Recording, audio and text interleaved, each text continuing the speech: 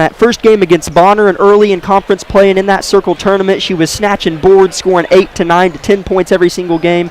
And then she just kind of hit a brick wall a little bit in terms of just production. Not really physical presence, obviously, but just production. But in that Burlington Invitational, Ridley averaged a double-double right at it. 10 points a game, 10 rebounds a game. She was absolutely fantastic. She had 16 rebounds in that win against Burlington. Coach Vollmer said she really challenged Ridley in our post-game show on Friday after that Burlington game when Ridley was just dominant. And she answered the call. Ridley was there. She accepted the challenge and did awesome all 3 games last week. And Landry O'Brien, we do anticipate seeing Landry this evening. She's been out since December 10th with a wrist injury.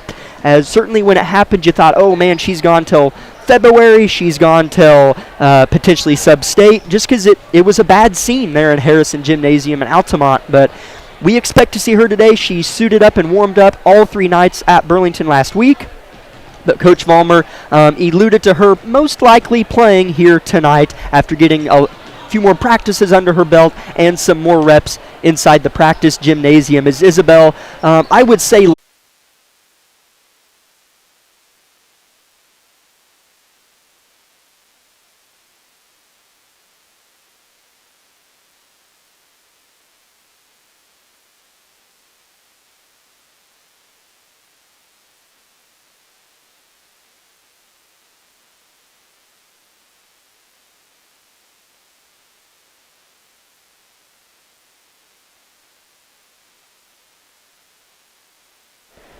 welcome back to our Tank Connection pregame show of Grizzly basketball. We are excited to get SEK play underway. And with that being said, we will continue the mid-portion of our pregame show this evening by bringing you back into the realm of the SEK Conference in our girls region, if you will. In first place are those Fort Scott Lady Tigers, still undefeated in the SEK Conference at 5-0 on the year. They play at home against the Independence Bulldogs tonight. That'll be a good one up in Tiger Country as they take on the number 2 team inside the conference, those Independence Lady Bulldogs, at 4-1 on the year. And as I mentioned, they play at Fort Scott tonight. That is a good one to keep your eye on. And in third place, a team that has had a few ebbs and flows, and fortunately, Labette County played them when they were having one of those down moments in their young season. But those Lady Vikings are playing some better basketball. They're 4-2 in third place in the conference, just 1 game ahead of your Lady Grizzlies, who are in fourth place at 3-2. But Parsons last night, Labette County's looking to tie them for third if they win at 4-2 tonight. Excuse me. But Parsons did play at Chanute last night, both boys and girls. We'll talk about the boys later.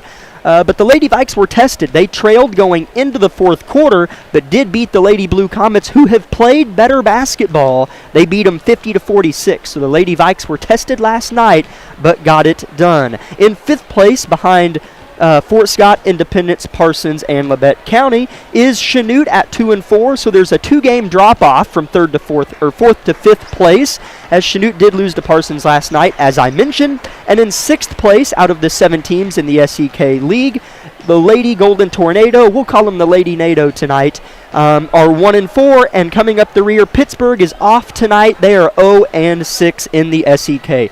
Those are your girls' standings for the SEK Conference. We have the boys later in that pregame show, but for now, we'll step aside for one more 30-second timeout, and Isabel Redford will have tonight's opponent preview of the Lady NATO.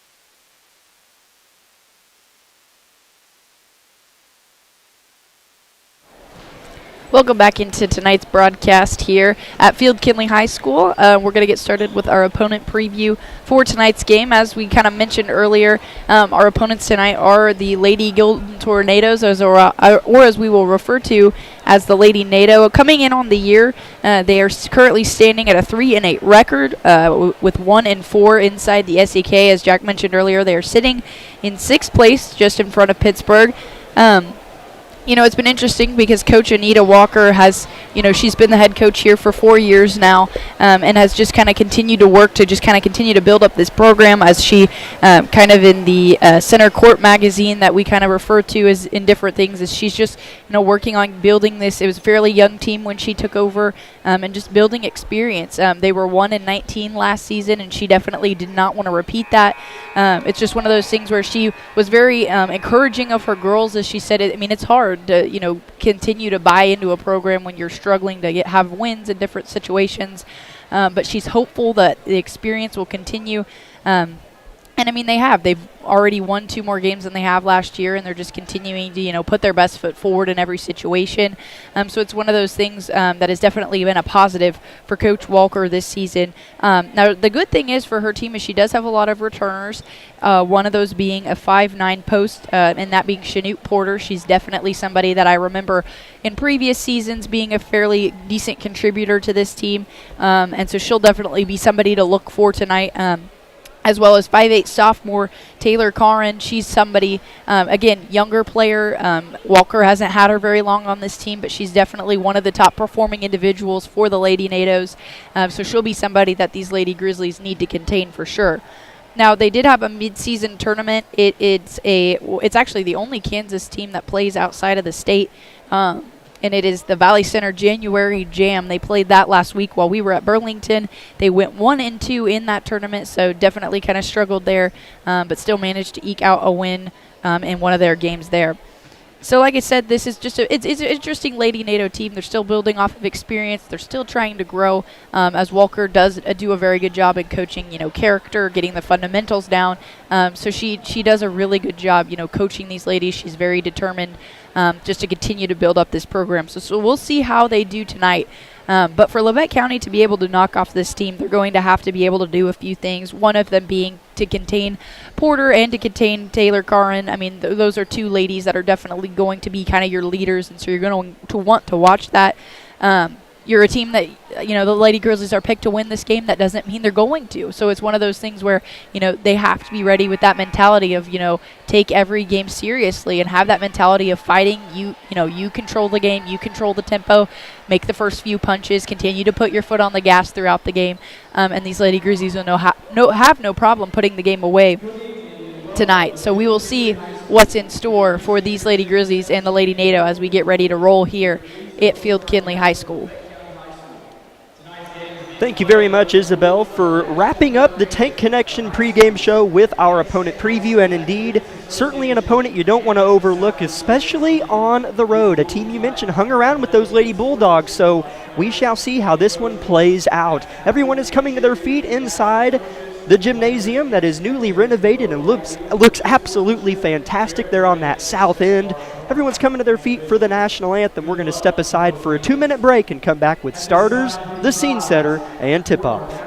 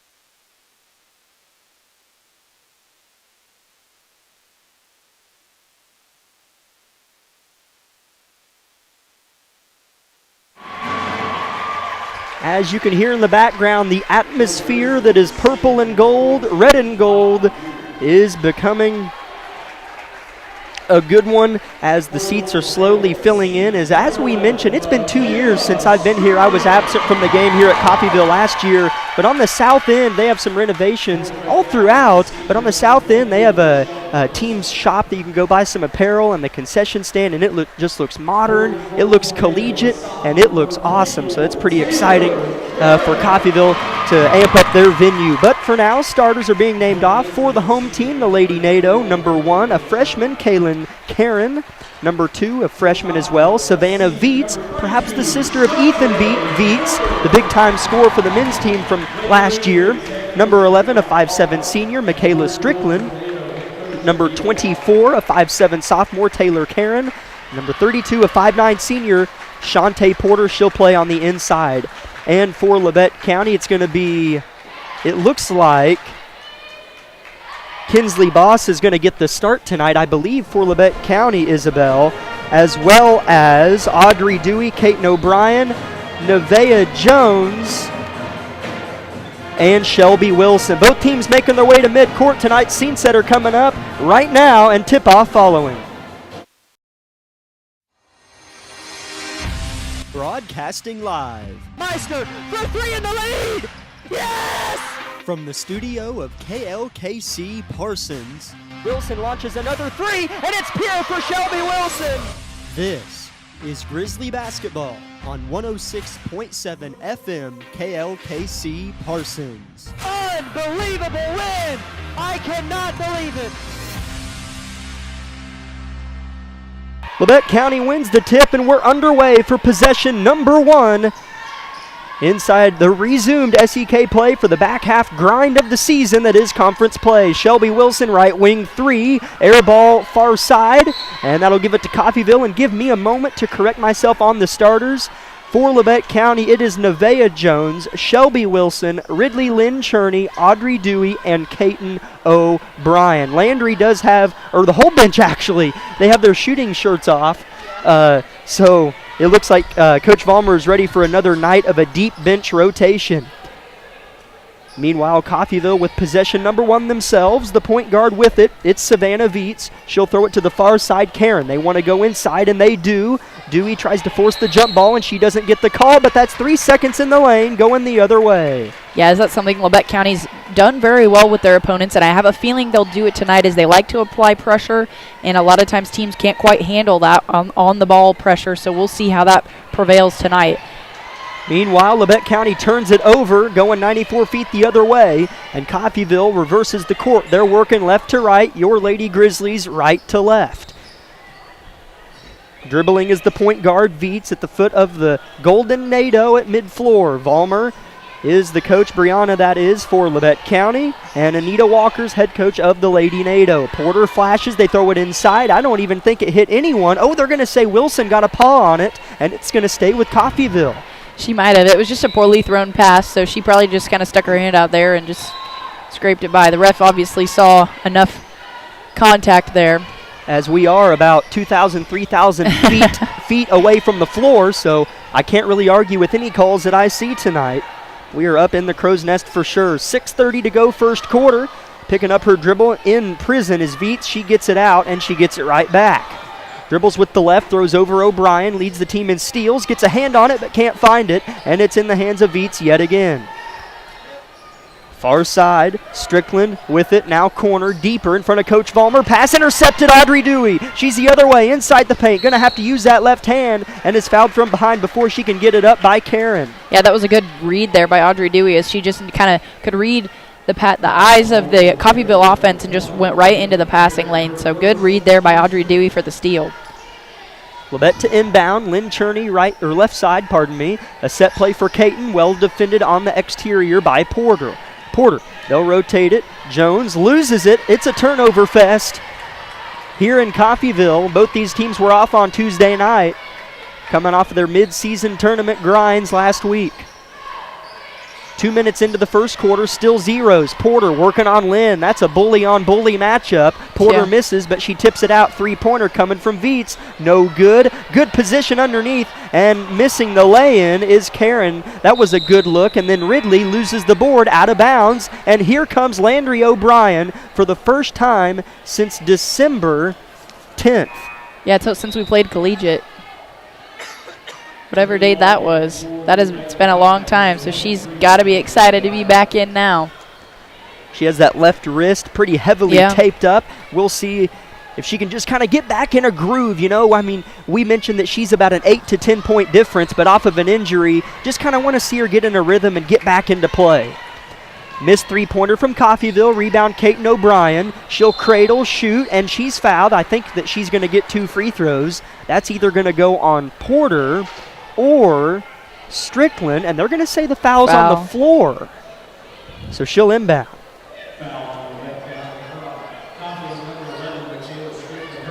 That's the second foul of the game, both on Coffeyville. Inbounds is tipped out of bounds. Labette will get one more crack at it.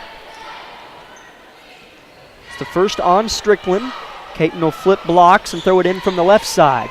Hits a wide open Landry O'Brien in the corner, barely misses the three. Rebound Coffeyville, but not a bad look for Landry O'Brien. Yeah, definitely a good wide open shot there, so you can't be upset with that one. Right hand hook off the mark. Porter, big body, is there to clean it up and put it in for the first bucket of the game. As Labette County is going to have to get something going here, as both teams have been kind of stale, but you don't want Coffeyville to be the first one that strikes. O'Brien off the give and go, strong move, flips it up high. She's not looking to just get back into flow. She's looking to help us win this ball game in terms of production. As sometimes it's easy to come off of an injury and just say, I'll flip it around, play facilitator. But she is playing aggressor. Yeah, I mean, both her and her sister are just so natural athletes, and they like to compete from what I've heard. And Landry's been wanting back in this game for a while, so she's going to do what she can. As the ref called a travel there, but I don't think me or Jack are going to agree with that one, as it just seemed to be that she put the ball on the floor fast, but either way, Coffeyville has the ball going back down the floor. Labette picking up with the token press and breaking it is Viets. She nearly goes the full length of the floor before she kicks it out to Strickland in the far corner. Point guard Viets with it. 4:40 first quarter. 2-0 Coffeyville is the score. Bounce pass to the paint. Karen for a two. It's good.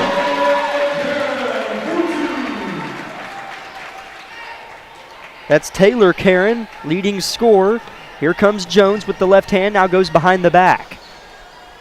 She'll slow down and reverse it. 4 out, 1 in for Labette County's offense. Ridley is the post player. Here's a bounce pass tip, stolen away. Here comes Karen, up ahead. Right hand layup is good from... Sorry, I'm trying to get a number. Aaron Lopez, a freshman, and that draws a Coach Vollmer timeout. It's a full. Labette County down 6-0 on the road. 60-second break we're taking on KLKC Parsons.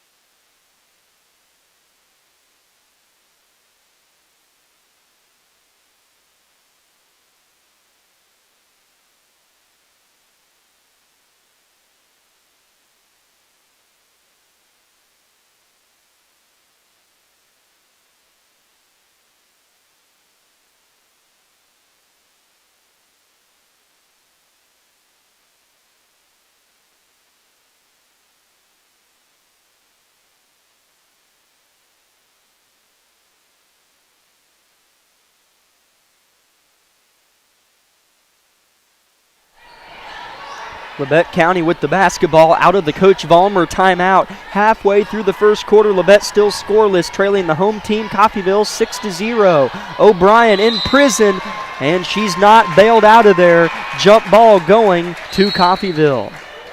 Yeah, as Labette County is just kind of struggling here early just to get anything. I mean, they haven't had too many even close looks to the basket. So that's definitely something they're going to have to pick up here as Caton's going to get the steal, has the ball underneath the basket. Out of the inbounds, she steals it, and then Coffeyville, Porter layup, good. Coach Vollmer's going to shed the jacket that she once was wearing, toss it into the bleachers in frustration. It wasn't a violent toss. No. I made it sound worse than it was. You did. Storytelling, it's what I do. Ball's tipped out of bounds by Coffeyville. It stays with Labette County.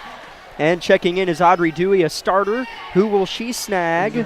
It's Shelby Wilson. On the floor out of the timeout is Jaden Davis, Landry O'Brien, Addison Rexwinkle, Audrey Dewey, and Caton O'Brien, who's flipping it in. Yes, Coffeyville's just doing a great job right now. Looks like they're running man-to-man defense, and they're just kind of keeping Labette County on their heels here. They aren't quite able to handle it. Landry gets by her man, that being Lopez, and she's cut off by Porter, forced to flip it. On the far side near the Coffeyville bench, Labette County now works it to the left side of the floor. Where we face, Labette's working the floor right to left to give you a visual. Coffeyville the other way. Jab step from Landry, drive, shot, foul on the floor. A lot of fouls, not a lot of fouls called, but just about every foul they've called, which is now 4, all of them on Coffeyville, that's the first on Lopez, have been off of a dribble drive. Yeah, that's definitely something. Again, they're playing tight defense, so that's something that's going to have to, I think, free them up here down the line, is they've got to draw for contact. Dewey puts it on the floor, double team, gives it to Rexwinkle. Good baseline drive and a foul on Porter. That's got to be 2 free throws. It is. Yeah. Finally, we have a shooting foul. That's on Shantae Porter, the team's 5th.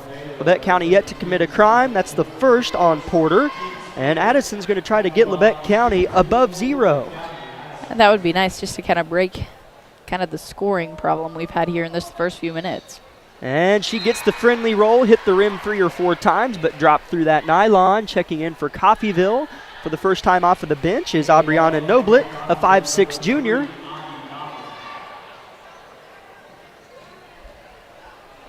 She replaces Taylor Karen, leader for this team. Rexwinkle knocks down the pair. Davis hits the deck. And then Landry tripped over her after the conclusion of the make from Rexwinkle, but they're both okay. 6-2 Coffeyville, and they're going to throw it away. Stolen by Davis. Up to Landry. It's a 2-on-2, switches hands. What a kick to the corner to her sister. She got it. 6-5 Labette County. O'Brien to O'Brien. As that's got to feel good if you're Landry and Caton, because you got to have missed playing together. As Addison Rexwinkle steals out of the press. She'll touch the paint and kick. Landry for 2, off short. Dewey with the backside rebound, no foul. A good block from Coffeyville. An exciting sequence though. Strickland credit the block. A bad pass up ahead is going to go off of the fingertips of Lopez and tumbling out of bounds near to the left side of that Grizzly cheer squad. Over there in the far right corner, Labette County's picked up the energy, Isabel. Yeah, I was just getting ready to say they have definitely kind of found their footing here and are starting to make the trek back into this ball game as they are only 3 points down. Oh, I'm so sorry. I thought it was 6-5. I can't see the scoreboard as the side baskets, as we're so high. The side basketball goals on this court that are flung up into the air, I can't see through them. As Landry O'Brien's called for another travel, just getting back into that rhythm. Those little things you're thinking ahead of where your body is. Your mind's ahead of your body, and that's her second travel. She'll check out of the game, but man, she had a big impact there, kicking it to her sister for 3 off the steal. On the floor for the bet, a few substitutions. Nevaeh Jones, Shelby Wilson, as Ridley Lynn Cherney's going to steal it and get clobbered, as she's another Grizzly in the game, and the 5th is Caton O'Brien. Yeah, as Ridley was just going for that ball and just got body checked there, so just harmless foul, but way to go for Ridley just taking that aggression there. Labette County wins tonight. They tie those Lady Vikings for 3rd place inside the SEK, and who knows, it might be a tie for 2nd place should Independence fall at Fort Scott. Nevaeh Jones has the ball on the deck. Those Lady Vikes beat the Blue Comets last night, so they're a game ahead of your Grizzlies at 4-2. Here comes Caton with another nice kick. Wilson for 3 in the corner, misses right side. Ridley's there with it, finds Wilson, free throw, in and out, rebound Porter. Still, though, good repositioning by Wilson and good rebound by Ridley, as that was not, I mean, you can't be upset with that offensive possession, as they did all they could there.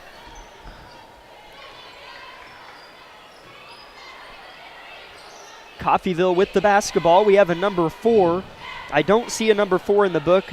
It might be Kiara Jennings, but if she scores, we'll listen to our buddy Will Owens, the announcer, the PA guy here inside the high school, and hear what the young lady's name is. But she's wearing number 4, and she's got the basketball with 50 seconds to go in the opening quarter. 8-5, Labette County trails. Labette, though, on a 5-0 run. With it is Wilhelms, a junior, another cut, and another missed layup from Coffeyville, and Ridley's going to steal it away off the offensive rebound from Wilhelms. Here's a spot up 3. O'Brien got it. That is 8-8, making the score. Kaiten O'Brien, her second 3 of the game. Yes, that was just a beautiful. She kind of just dribbled down, got in position, and just had a nice shot there. A deep 3 from Coffeyville off the mark. Rebound Ridley. Labette County on an 8-0 run to tie it. 17 seconds to work. Kaiten going one-on-one. Right hand cradle off the glass. Miss. Rebound pinballed out of bounds. It'll be Labette County. No, Coffeyville's ball. Yeah, it's just unfortunate bounced off Ridley's hands there at the end, but still, you can just tell the Lady Grizzlies are continuing to push the ball down the floor, and that's exactly what they need to keep doing. Substitutions for both squads to close out the final 11 seconds, and Coffeyville inbounds it to Savannah Viets. She's got 5 seconds to get it off. Short corner, defended by Wilson. She nearly steps out, flips it to a teammate at the buzzer. Oh, they call a foul. Oh, my goodness. Coach Vollmer has her hands on her knees looking at the referee like, oh, man. As that's going to be 3 free throws for Kaylin Karen as the cheerleaders are on the floor and the band's playing, but Karen's shooting 3 free throws. The band is still going. That's interesting. First free throw is missed. Karen not being helped by her home team band. As the cheerleaders now realize, they're like, oh. Second free throw from Karen is missed as well. An atmospheric collision surrounding Karen at the free throw line. And she's going to shoot her third of her 3 free throws and hit it. 1 for 3 goes Karen. Not the best way to close the quarter, but you can't complain as Labette County ended that quarter on an 8-1 run, and they trail 9-8. Quarter number 2 coming up in 60 seconds. This is Grizzly basketball on KLKC Parsons.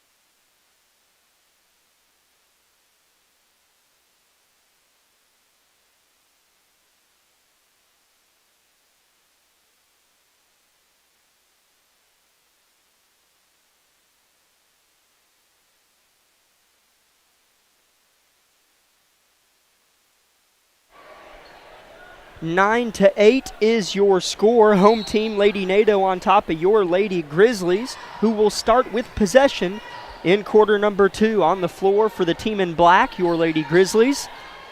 Nevaeh Jones, who's driving with the left hand, puts up a floater and hits it and gives Labette County, I think, their first lead of the game, but the other 4 Grizzlies are both O'Briens, Shelby Wilson and Ridley Lynn Cherney. Yes, that was a floater there by Nevaeh. I'm excited to kind of just see how she starts to produce tonight, as I definitely expect another big game from her, as she's done well for this Lady Grizzlies offense here recently. It'd be nice to really have a dominant second quarter. A game that Labette County certainly supposed to win, not by a large margin by any stretch of means, but one they're expected to win. So a second quarter would be nice in helping alleviate some of that pressure from this stingy NATO squad. First possession for Coffeyville. A double team in the corner is put in place from Labette County's 2-3 zone defense. Change up from Coach Vollmer out of the first quarter break. Coffeyville trying to figure out how to punch a hole in the ship, and they're still working it around the three-point line. They're playing 5 out as there's no one in the paint. Trying to set a screen near the top is Karen, but no one's there. They have no idea how to approach this zone. Yeah, it's definitely posing trouble, which is a good thing, I guess, to pull out from Coach Vollmer's playbook, as she's just kind of adjusting and trying to figure out how to slow this offense down. And so far, the Lady NATO are just taking time off the clock. Sydney Lynn Burnett, a 5'6" junior's in the game for Coach Walker's team. A double team in the corner, and of course he calls a foul on Kaiten O'Brien after the longest possession known to man, which is still underway.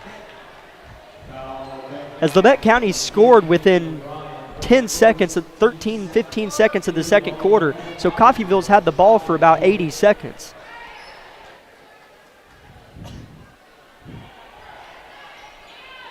They get it in. Viets has it, deep right wing.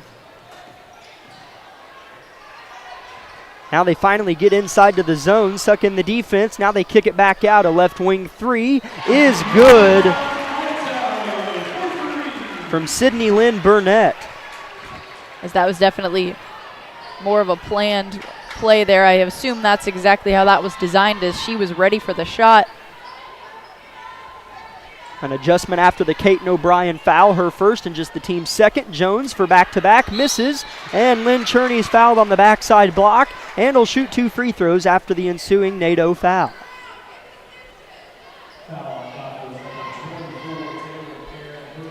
As that is the 7th team foul on Coffeyville. We've had 9 total fouls called, and this is just going to be the 6th free throw shot on the night, and Ridley hits it. Put the ball back up in time enough to draw the foul, so good work there by Lynn. Lynn Cherney misses the second. Coffeyville nearly loses the rebound, but Porter snatches it. Viets is going to walk it up, picked up at half court by Kaiten O'Brien. 5:40 to go in the second quarter. It's 12-11 home team, Lady NATO. Porter faces up on Ridley, a kick out. Little head fake. Landry giving the ball handler space. A nice dump to Porter, and she'll lay it in. That's beautiful offense from Strickland to Porter. Yeah, that was really good drawn up there, as Porter knew exactly what was going to go, and Strickland threw it right where she needed it to be. So that was good offense there by the Lady NATO. O'Brien running point. A high screen set by Ridley. Head fake for O'Brien, caught in the air, dumps it to Ridley, misses a bunny hook, and it's tipped out by herself, and it'll be Coffeyville ball. Game of stretches for Labette County's offense. Yeah, that definitely wasn't a bad shot by Ridley. Just kind of maybe an awkward pass from O'Brien, so just kind of off kilter there. So Labette County just needs to continue to go. They're kind of slowing down here a little bit. Porter was wide open on the backside block, but the pass from Viets sailed high out of bounds, out of her reach, and Viets apologizes and pats her on the back, and they jog back to play some defense on your Lady Grizzlies. Yeah, in a situation like that, there's just not much you can do but apologize to your teammate, as that's just an unfortunate turnover. Labette County trails by 3, 4:50 to go in the second quarter, a near steal, and then a foul consequently on... Is that Nevaeh? Yeah, it looks like they're going to get her. Her first and the team's third. Audrey Dewey checks in. She's going to get Nevaeh. So it'll be Coffeyville ball up by 3. Savannah Viets is going to be the point guard. Tossing it into her is Sydney Lynn Burnett. And here we go. Landry O'Brien picking up the ball handler. Viets alongside her is Kaiten O'Brien. Coffeyville gets behind the press. And they got underneath the basket, but was forced to kick it out due to Ridley's good defense. Viets, left wing 3, no good. Rebound, Kaiten O'Brien. It hit the back of the rim, a near make. Kaiten with a quick trigger 3s, well short, and no one can get to it. A good seal from Brooklyn White. Yeah, it's just Kaiten kind of didn't have all the momentum going into it. That was kind of a fast shot there taken, so just a little bit short of the rim, but just trying to get back into it are the Lady Grizzlies. Coffeyville turns it over as they get sped up themselves. Yeah. They just had a couple more successful possessions than Labette has. Addison Rexwinkle checks in for Lynn Cherney, and Landry O'Brien checks out, replaced by Shelby Wilson. Audrey Dewey trying to break the Coffeyville token press that Labette County likes to run. Both defenses are similar, not in their half-court sets, but their full-quarter half-court, just about the same. Kaiten O'Brien with it in the right corner, deep. A double team. Now Addison's going to rotate it. Ball's touching the left side of the floor now. Deep left side, wing position is Audrey Dewey. Holding the ball above her head, brings it belt high, flips it to Caton. Top of the key. 3:40 to go in the second quarter. Addison in the short corner, fronted and backed, and she's going to have to turn and dish it. Dewey downhill, near travel. Addison open in the corner, flips it up, misses. Rebound Coffeyville, not good spacing and not a good possession from Labette County offensively. And then we have what, a Coffeyville turnover or a timeout from Coffeyville? We have a timeout, Coffeyville. As it'll be a full timeout, we'll go ahead and keep it here and thank Labette Health for making tonight's broadcast of Labette County Grizzly basketball possible. A couple other sponsors for tonight's broadcast include the following: Labette Community College, Forbes Hoffman Funeral Homes, Clements Insurance Agency, Labette Health, Woodworth Enterprises, Herman Lumber, Carson Wall Funeral Homes, Commercial Bank, Eye Care Associates of Parsons, Labette Bank, the Bartlett Co-op, Labette Center for Mental Health Services, Community National Bank, Tank Connection, Wood Insurance Center, the Unified School District of USD 506, the Corner Store of Altamont, Day and Zimmerman, and SEK Orthopedic. Not a very high-scoring game here in Field Kinley High School.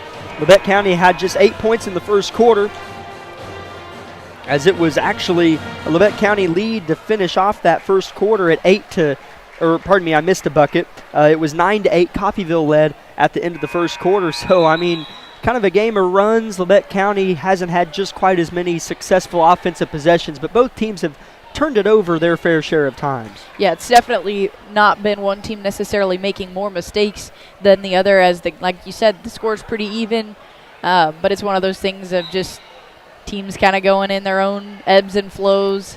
So we'll see how the last few minutes of this first half will finish up for both these teams. Coffeyville with it to kick things off out of the Coach Walker full timeout. Coffeyville's going to throw it away. Here comes Caton O'Brien across half court. It's 1-on-4. She'll shoot it anyways. Miss. Allie Martin with the board. Wilson for a deep two. Misses. And Dewey fighting for space. Hits the deck. And a foul on Coffeyville. It'll be a 1-and-1 chance for Audrey Dewey at the free throw stripe. Yes, Coffeyville has played very aggressive down on the block tonight. The Lady Grizzlies have had to work for either points or fouls down there for sure. That's Shantae Porter's second personal foul. Couple Lady NATO check in on the floor for Coffeyville is Brooklyn White, Taylor Karen, Shantae Porter. Dewey's front into the 1-and-1 is an air ball, and it'll be Coffeyville ball. The other two NATOs are Lynn Burnett, who checks out, replaced by, as I was just trying to listen to see who number 4 is. I think it's Kiara Jennings. But it's Coffeyville basketball. Here comes the point guard, Karen, the leading scorer. Harassed by Dewey, and it's going to result in another steal by Labette County as Wilson was pivoting as she can just dribble, and now she brings it up. Rexwinkle for 3 in the corner. It's bottoms for Addison Rexwinkle. We're knotted up at 14 with 2:30 to go in the half. As she is definitely one of those people that if you leave her open in that kind of sweet spot where she was standing, just on the outside of that three-point line, she can put it away.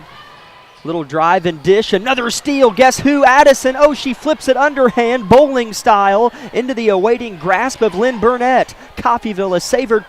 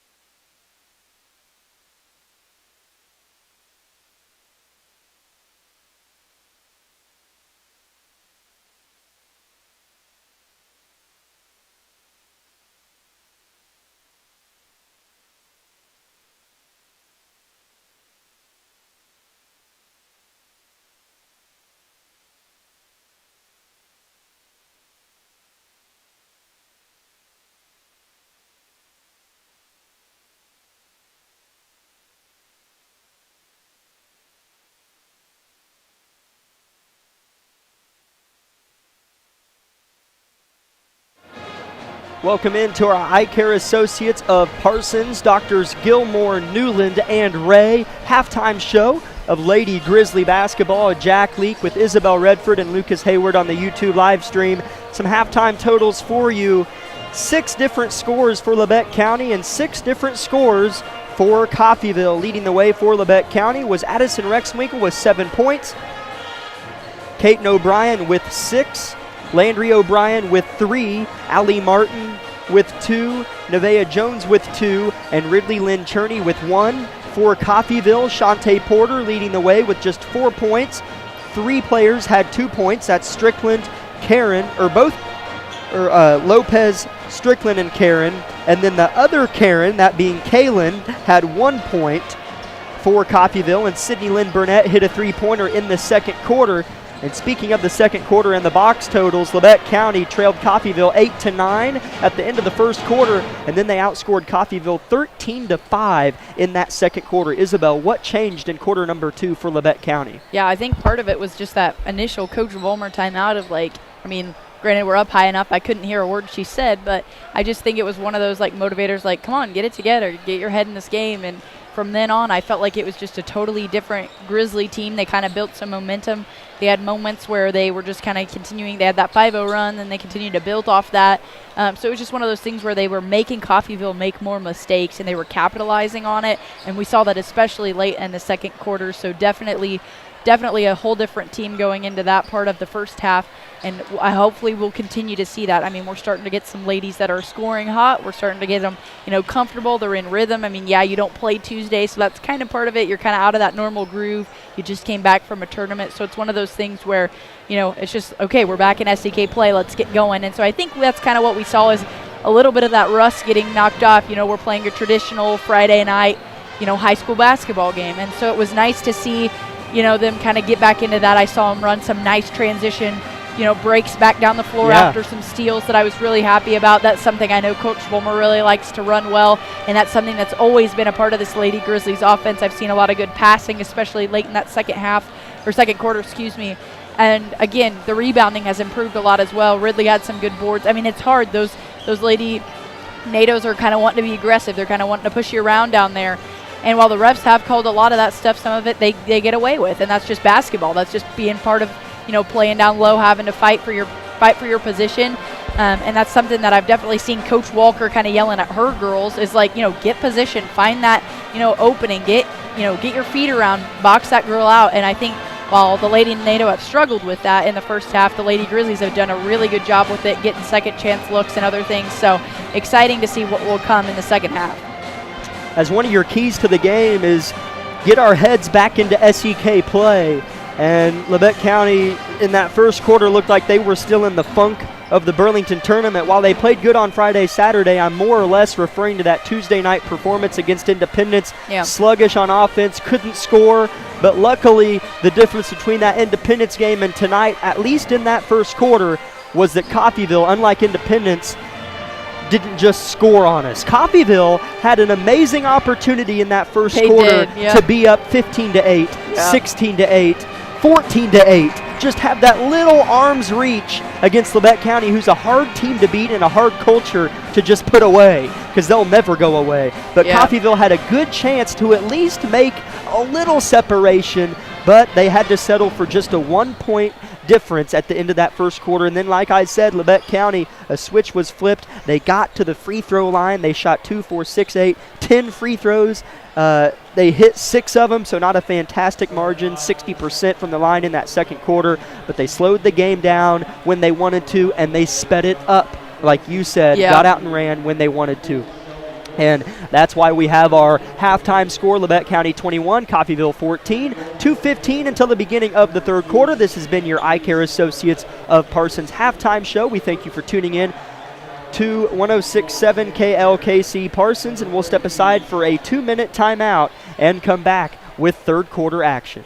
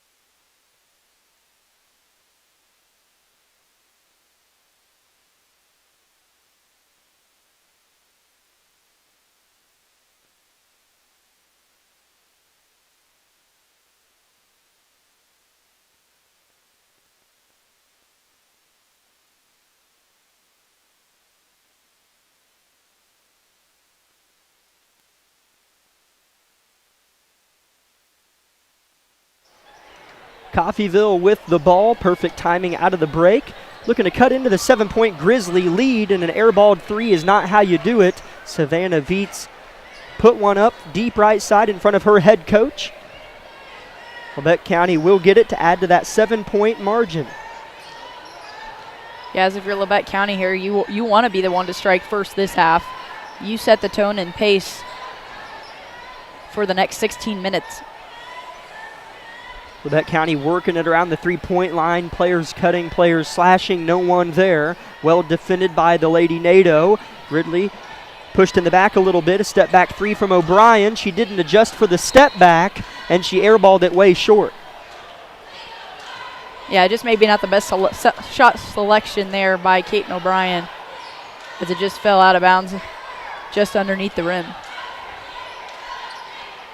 Coffeyville has to go the full length of the floor, working right to left. Not quite a minute into the third quarter, they're going to go inside to Porter. And is that a foul on Ridley or Shelby? As I think he got Shelby Wilson. It is the first on Shelby, and the first foul of the second half. They're going to throw it to the corner. One dribble and a kick. Viets airballed their first free throw, perhaps why she didn't let this one rip, as she was open right side. Now they're going to rotate it. Viets is going to try to get it off the dribble handoff from Karen, and she does, settling deep near the half-court line. Labette County's defense is pretty stingy right now on this Coffeyville offense. Here's a steal from Audrey Dewey. She'll cross half court. Bounce pass, O'Brien hangs in the air and hits. That was great transition again, as we talked about at halftime there by the Lady Grizzlies, making quick work of the Coffeyville defense. Another tip by Nevaeh. Kaiten couldn't quite finish the steal. Now a 9-point Labette County lead. They go inside to Porter, leans into Ridley, gets her out of the way, and finishes. Yeah, Ridley did all she could do there defensively without, hacking at her or anything, so good work there by Ridley. Lynn Cherney does a nice job driving, finds Dewey, hangs with the left, and is fouled, and will shoot 2 free throws. Her floater just tumbled off the back of the rim. 2 free throws coming for Audrey Dewey. Labette County's done a good job not fouling. Meanwhile, Coffeyville got up above 10 team fouls in the first half, and that's their first of this second. But more importantly, at least on the scoreboard they have, that's 4 on Shantae Porter. Sorry. Aaron Lopez is set to check in as Dewey misses the first. Yes, that's huge because she's one of their key players as far as being a post presence. So assuming Walker's going to save her for a little bit later on in this game. As she does. Second free throw from Dewey is short and then falls in. 24-16 is the score. Labette County up by 8 points. O'Brien riding the hip of Viets. They get over the head of the press. Lynn Burnett with it now. And a carry is called on Savannah Viets. Another Coffeyville turnover. Yeah, as Viets isn't going to agree with the ref on that one, as she kind of looks toward Walker like, I did nothing. So just unfortunate there by Viets, as she's really playing hard tonight. Lynn Cherney kicks it out to Dewey. She'll shoot an awkward left-hander that falls. That is a tough one. She was fading away and to the left and shot with the left across her body. Got a couple friendly bounces. Labette County up by 10, their largest. Dewey's definitely playing hard tonight, as she's not been afraid to take it into the rim, and thankfully it's fallen her way, but she's played aggressive also on the defensive end. In the corner, Viets misses a three-pointer, too short. Lopez with the board somehow inside a City of 3 black jersey. She somehow whipped it down out of there. Lopez in the corner has it, defended by Jones. Man-to-man from Labette County is posed. O'Brien wanted to steal it, but Viets gets by her. Backside, she'll turn and kick left wing. Coffeyville's very patient with the basketball. Yeah, as the Lady Grizzlies are running a really tight man-to-man right now. Ball's yet to touch the paint. Coffeyville very stagnant on the offensive end, as they've only scored probably 4 or 5 points in the last 7-8 minutes of play going back into that mid-second quarter. Yeah. It's been pretty stale. 4:45 to go in the third. Labette up 26-16. Viets is trying to do something, and nothing is there. Absolutely nothing. as Coach Vollmer continues to just kind of stand at the end of her bench with her hands on her knees, just kind of seeing how long these Lady Grizzlies will hold on for. Lopez picks it up, trying to motion someone to get open, and she flips it out. Coffeyville has not even touched the paint nor had a good look. Speaking of good looks, Veets airballs the three, her second of the game. And Wilson's going to outlet to Kaiten O'Brien. Here she comes. It's 4 on 4, and she'll wisely retreat. Dewey, she's been aggressive. Drive and kick in the hands of Nevaeh. Now Kaiten right wing.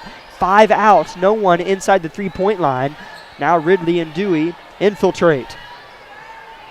A screen is set. Wilson, top of the key, pulls it down belt high, flips it to Jones. They're looking inside, and it's too late. It's stolen, and then Nevaeh Jones is called for a foul as Ridley was open on the screen, and then she curled around it, but Nevaeh waited too long to throw it in. 3 Grizzlies check in. It's Allie Martin, Addison Rexwinkle, and Landry O'Brien. Those 3 snag Ridley, Lynn Cherney, Nevaeh Jones, and Audrey Dewey.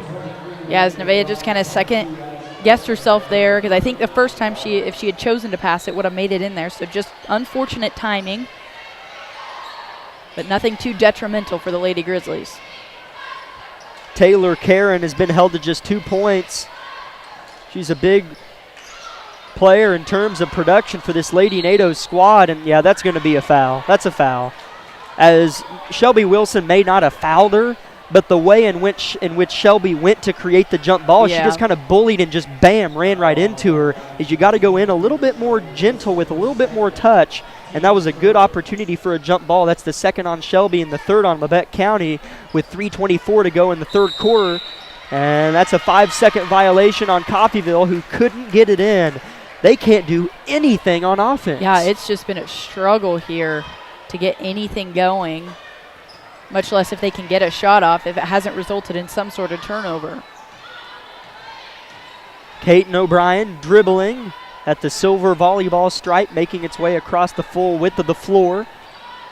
Off of a screen, Wilson for 3, it's good, and she hits the deck. No foul called, but Shelby Wilson drains one from the top of the key. As we've talked about before in previous situations and off the air, Shelby is so good at just running off those screens and just popping open to accept the pass and lay it in for 3, as she just did there. So beautiful shot there by Wilson. When she catches and shoots and doesn't stop to think about it, like sometimes she does, she shoots probably 40% above from beyond the arc, but when she hesitates and you know, does that little head shake, and then she's like, I'm going to shoot it, it drops to half that, probably 20-some%. So it's good to see her just let one rip. Meanwhile, we had a ball tumble out of bounds. That's why we are yakking along. Multiple subs for both teams. Shelby Wilson checks out. On the floor for Labette is Addison Rexwinkle, Landry O'Brien, Ridley Lynn Cherney, Allie Martin, and Kaiten O'Brien. Meanwhile, three-pointer left wing is put up by Noblet, well off the mark. And a foul on Landry, I'm assuming, as she fouls number 4 for Coffeyville. No name in the roster for number 4. That'll be Landry's second personal foul. And Vollmer showing a little frustration for the amount of fouls these Lady Grizzlies are picking up now. They're 4th in the half, and another Coffeyville turnover as Coach Walker's left palm just kind of meets the bridge of her nose and eyebrows. You can picture it. She just kind of looks down into her hand. Multiple Lady NATO turnovers have taken them out of the game for the time being. Labette County up 29-16, 2:15 third quarter with the rock. Vollmer urging on her squad, manning the ship from the sideline. Drive and kick Landry to her sister Kaiten. Martin cutting, not there. Man-to-man from the Lady NATO. Landry with it, trying to hit a flashing Addison. She's not there. She'll come around a little curl cut, misses short, and rebound Coffeyville. I think that layup might have been just tipped a little bit because the Coffeyville defender got her hand on it. But still, not a bad shot look there by O'Brien. Tiana McCullough on the defensive effort. Different lineup for Coffeyville on the floor. Left wing, the ball's flipped. Lynn Burnett, she's a returner for this squad. She's a junior, as that's pretty much a senior for this team, who just has one senior, Strickland. Yeah. As Addison's going to nearly get a steal and then a foul immediately after she got a hand on it. And I don't see, that's got to be on Coffeyville, doesn't it? It is on Coffeyville. It's on Lynn Burnett.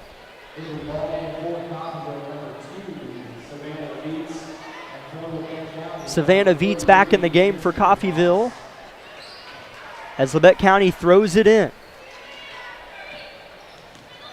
Up by 13, Kate O'Brien, one-hand flip. Addison, big-time lane, and it's blocked. No, a foul is called on Lynn Burnett. And that'll be 2 free throws for Addison Rexwinkle, who led the way in scoring in that first quarter at 7 points. In fact, she's just 1 point behind the leading scorer still. That is Kate O'Brien at 8. Yeah, that was a beautiful press break, or half press break, I'd say, there by the Lady Grizzlies, as they did a good job screening, and Coffeyville didn't quite get their man switch, which allowed the pass into Rexwinkle for the layup there. So the Lady Grizzlies are doing a good job kind of just making quick work of the Coffeyville defense. Addison knocks it down.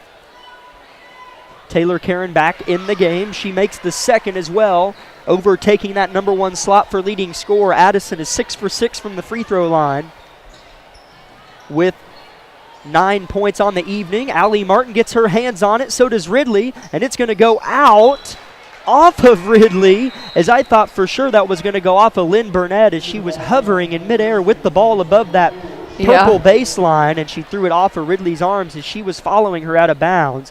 Kate O'Brien checks out, replaced by Boss. That's Kinsley Boss. Coffeyville throws it in. Wide open is Karen, and she will roll in the mid-ranged jumper to make the score 31-18 in favor of Labette County.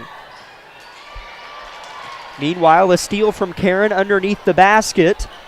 And here comes Viets. Coffeyville on a little 2-0 run, looking to extend it. Three-pointer left wing, it's good.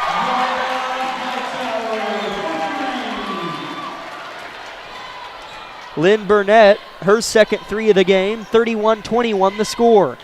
Just like that, it's a 10-point affair with 35 seconds to go in the third quarter. Rexwinkle driving hard with the left into traffic. She'll kick it out. Boss loses it off of her foot but picks it up. Wilson.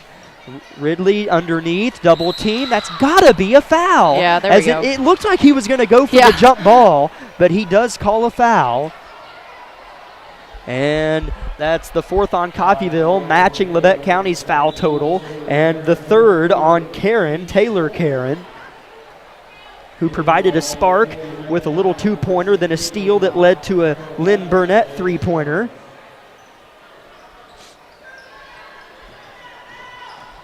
Labette County needs to score here, and Ridley misses a putback. Wilson with another effort. She's fouled.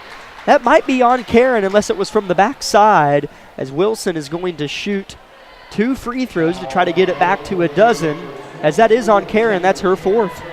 Yeah, she's also visibly frustrated because in her defense, she felt like she was just standing straight up. So, and it looks like the ref is explaining to Walker it was more of a body check rather than a hand foul. So first free throw dies off the front of the rim for Shelby Wilson. A reminder that it is a normal doubleheader. It usually is with SEK games. The boys will play after this one.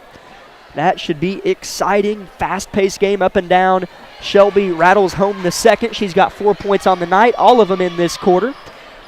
Gets it back to 11, 32-21. Lady NATO with 9 seconds to work. They didn't even get a shot off at the end of the second quarter in the same situation. 4 seconds. They're showing no urgency. With it, Lynn Burnett at the buzzer for 3. Well off the mark. Buzzer sounds. And another defensive possession put on display in perfect fashion from your Lady Grizzlies to close out the winding seconds of the third quarter. Heading into the 4th and final affair, it's 32-21 Labette County. 8 minutes is put on the scoreboard on both ends. We'll step aside for 60 seconds and come back with the 4th and final round of action on KLKC Parsons.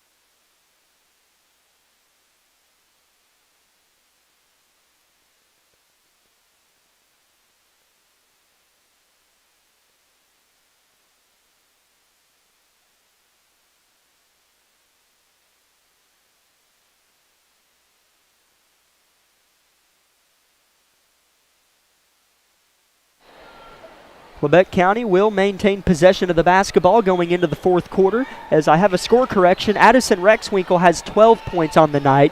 She hit a three-pointer that I missed writing down in that third quarter.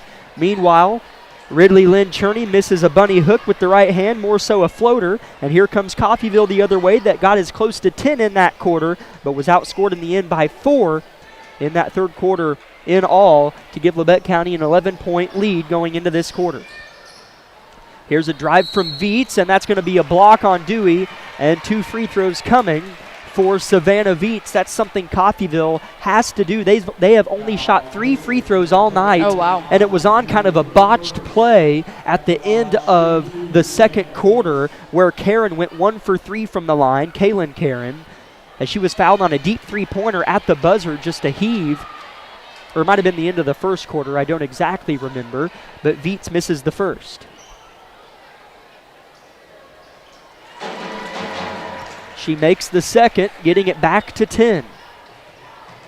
Her first point of the game. As good of a ball player as she is and quick trigger, you'd think she'd knock down a couple tonight, but that's her first bucket. 10-point Labette lead, their second try at it in the fourth quarter. Here's O'Brien off of a Shelby screen. A pass to Ridley, somehow in her hands, and she'll lay it in for 2. As the Chanute defense was kind of really picking at the ball there, I thought they might walk away with the steal. But thankfully, those Lady Grizzlies got it into Ridley, and she put it in for 2. Coffeyville with it, left elbow. Little jumper is good from Taylor Karen, her 6th point of the night. On that last bucket, Ridley got her 3rd point after she averaged a double-double at Burlington last week. Ridley's got it in the corner. Wilson's going to cut. Ridley elects not to throw it. She'll put it on the floor high off the glass, misses, and rebounds Strickland. Long pass up ahead, Karen. It's 2-on-1. Jones, the lone Grizzly. Fake to the corner, and a layup's good. Taylor Karen, that was an awesome move. Yeah, she got Nevaeh to bite just enough because she made her think she was passing it to her teammate and ended up putting it away herself. O'Brien with it, and a foul from behind as Labette County. This is just an 8-point game, folks, with 6:09 to go. That's a lot of ball game. It's a foul on Coffeyville. As that is, as I don't think they have this roster right. No. As number 4, I think, was the one who picked up the foul, and Will Owens on the PA said Sydney Lynn Burnett. So I don't think that either the roster is right or they're wearing the wrong jerseys. I'm going to go with roster, though. Yeah. So I think I've been saying it wrong, but I've been saying what I've been told by the roster. But meanwhile, Labette County's going to have to score here. Caton O'Brien with it. Wilson wanted to shoot the 3, then throws a no-look pass to Rexwinkle. Landry O'Brien back in the game. And Coach Vollmer's going to call a timeout. I only think she's burned 2 or 3 timeouts. Usually she burns more than that in each half, but just her first, I believe, of this second half. It's a full timeout. We will take a 60-second break. Labette letting Coffeyville back in it here on KLKC Parsons.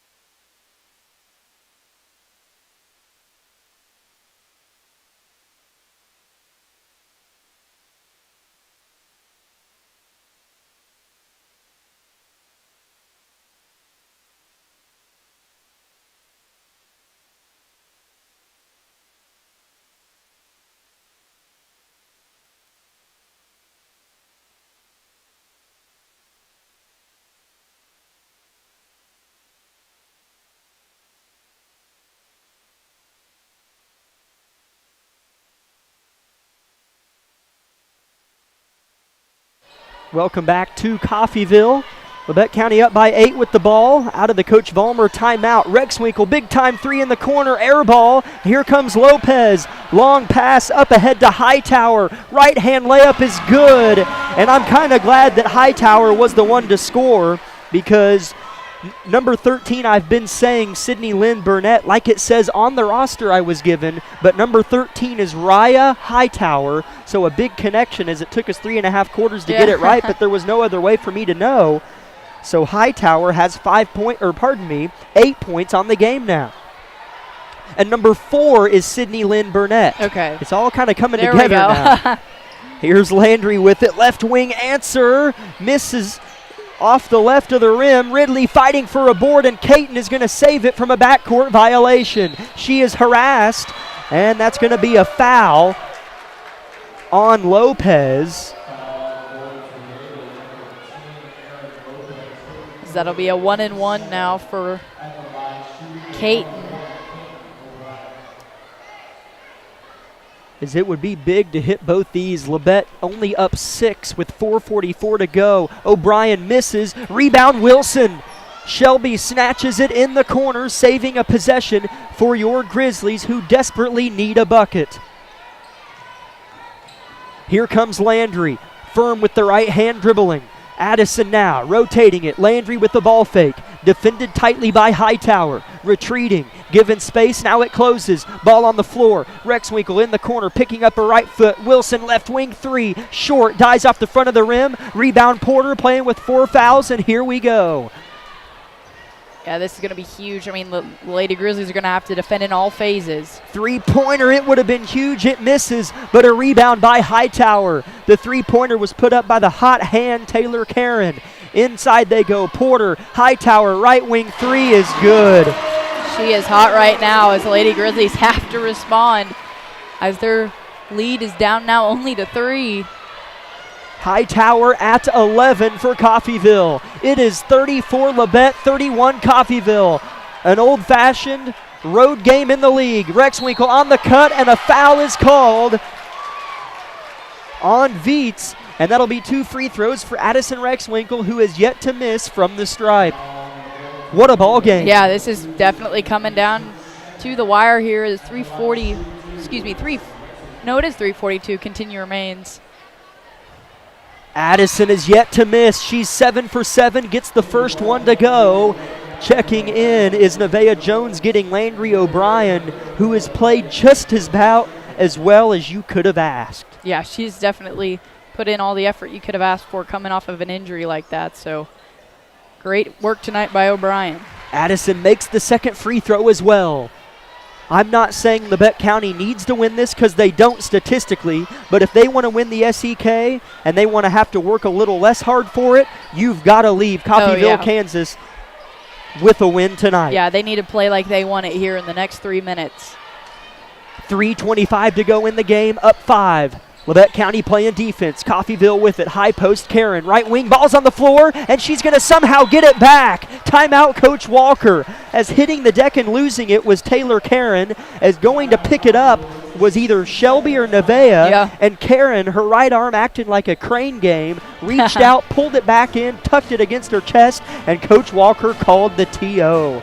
36-31, 3:15 to go. It'll be Coffeyville possession out of this 30-second break on KLKC.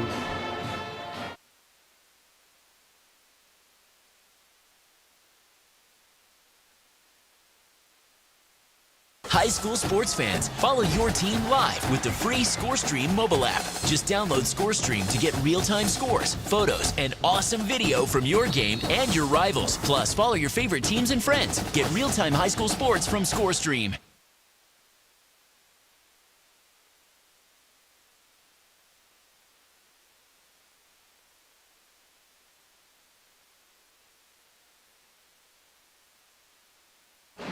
Welcome into a riled up atmosphere that rightfully so has become more and more excited as it was all Labette County as they got up by as many as 14. Coffeyville cut it to 10, and Labette went right back up 12, and then Coffeyville slowly has chipped away, and with 3:16 on the clock, 36-31 is the score in favor of Labette County. Coffeyville inbound. They go right to Porter. Left hand layup is missed, but a foul. Yeah, as you could imagine, especially Walker kind of holding her as she does have 4 personal fouls, so she's kind of been saving her till the very end, and it's kind of starting to pay off. First free throw for Porter is perfect. I don't even think she lifted her heels off the ground. That was a very just smooth free throw. She just had so much power in that release. Second is perfect. Shantae Porter has 8 points and 2 points in each quarter. Labette County is going to turn it over. Coffeyville up ahead. Has it stripped. O'Brien, it rolls off of. Hightower almost had the open layup, but O'Brien soared in last moment. It's 36-33, a 3-point game again, as all of that took place in 12 seconds. Yeah, that is just, man, it's high school basketball for you, but definitely crunch time here. As looks like Coach Walker's going to be the one to call the timeout here. We'd like to remind everyone that tonight's broadcast of Grizzly basketball is powered by Labette Health. Invite you to stay tuned for our Bowen Pharmacy post-game show, and then following that will be the Tank Connection pregame show of our boys contest that we would like to predict would be pretty similar to this, as it usually is when you come to NATO country. But other sponsors for tonight's broadcast include the following: Labette Community College, Forbes Hoffman Funeral Homes, Clements Insurance Agency, Labette Health, Woodworth Enterprises, Herman Lumber, Carson Wall Funeral Homes, Commercial Bank, Eye Care Associates of Parsons, the Labette Bank, the Bartlett Co-op, Labette Center for Mental Health Services, Community National Bank, Tank Connection, Wood Insurance Center, the Unified School District of USD 506, the Corner Store of Altamont, Day and Zimmerman, and SEK Orthopedic.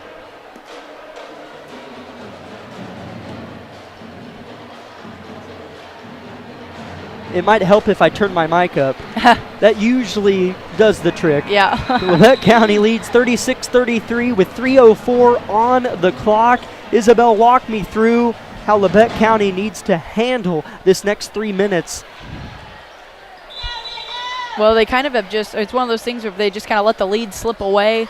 You get comfortable with that 12 points, and then you're down, you're only up 3, so they just need to continue to put the pressure on, as they did right there, as Coffeyville's going to travel, and Labette County will have possession back. That's a big travel from Taylor Karen, someone who's been near flawless in this second half. Coffeyville's press has been hard for Labette County to break, at least fluently, but they do this time. O'Brien, jump stop floater, front of the rim, it dies. Porter rebound. 3 Grizzlies are hanging with the play. They got to get back. Porter's bringing it up the floor like a point guard, and she'll slow it down now. In the corner, they go with it, and a 3-pointer is hit, and we're tied at 36 with 2:30 to go. It's Noblet on the bucket. Labette County breaks the press, and Coach Vollmer wants a timeout. A big-time dagger hit from the right wing by Brianna Noblet. We're going to take 30 seconds on KLKC.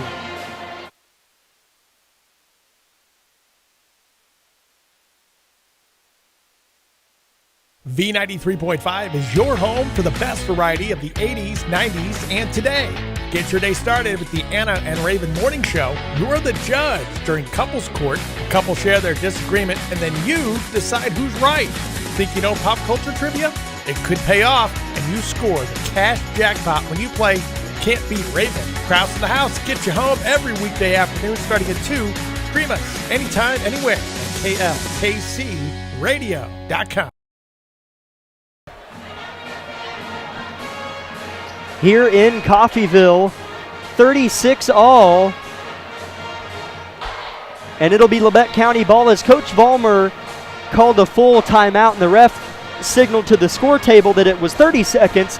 And then Coach Wilson and Coach Vollmer go nearly all the way onto the floor, more than that, signaling to the judge, we want 60, and he finally gave it to him. You were very adamant about that. Labette County gets it in.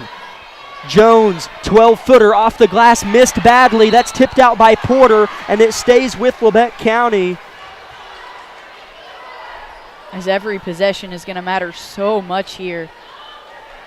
2:22 to go in the game. They get it into Audrey Dewey, puts it on the floor. Left-hand fader is missed, and that's tipped out by Porter again in similar fashion. as the last one was as well.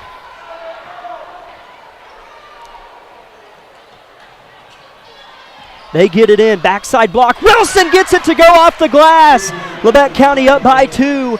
2 minutes, 10 seconds to go. Labette County playing defense. Wilson with 6 points. Taylor Karen with the ball, dribbling with the left hand. Defended by Dewey now as the ball handler, Hightower. Karen trying to get open. Dewey all over it. Karen gets it in the deep corner now, dribbling in front of her coach. Strickland now. Flip it back to Karen as they seem to want to play through Karen right now. And we have a double dribble on Taylor Karen. Back-to-back turnovers. I think Karen turned it over last time. Yeah, I think that was a travel last time. But, yeah, just continual unfortunate turnovers here as Labette County continuing to attempt to hold their ground. Audrey Dewey's going to throw it in. Caton O'Brien dribbling it up the floor. Pass over the top of the Coffeyville press. Nevaeh Jones can settle in. Throws it to Ridley, who gives it right back. Minute 33 to go in the game. Labette up 38-36. Labette County's in the bonus should they draw a foul. Shelby Wilson made the bucket to put Labette County up 2. Has the basketball. Open. Left wing 3. She hits it! Shelby Wilson hits it! Labette County's up 5. 70 seconds to go. As that was another one of those just no think, just shoot passes from Wilson for 3. To respond, Viets misses. Rebound, Nevaeh Jones, and a timeout, Coach That was Vollmer. smart. That is a big-time shot from your senior leader.